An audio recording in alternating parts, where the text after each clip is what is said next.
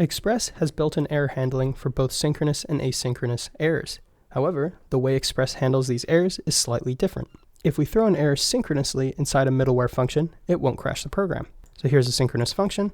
If we send a curl request to it, what will return back is some HTML containing the error information. And here's also our server console, which just logs out the error. But our server is still running. So we can spam this, and we're still going to be getting back responses.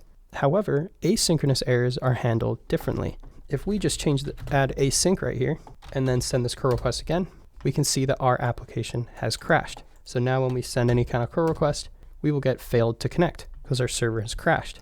And this is because to have Express handle asynchronous errors, we need to use the Express next function.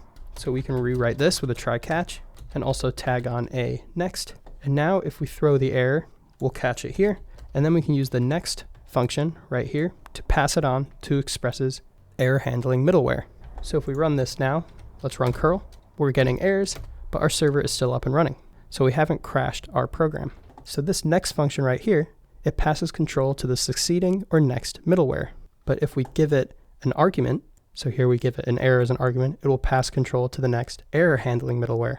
And Express has some default error handling middleware, which handles all this stuff, but it doesn't have to just be an error that you pass in here. It could be any kind of string, so say we just say whoops. This will also cause an error to be thrown, but we can see the string whoops is just logged out in our console as opposed to the entire error. So anything passed into this next function, Express will treat it as an error and pass the control to the next error handling middleware.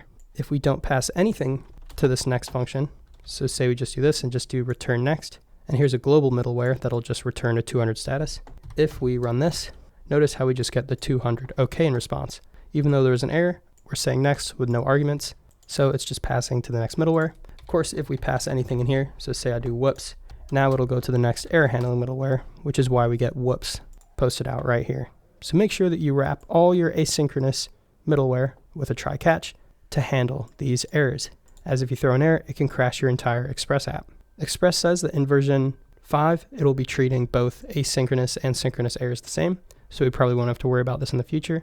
But for now, make sure your Express app is safe. I also have a video that goes in depth on Express error handling middleware. If you want to look for that, just type in WittCode Express error handling middleware.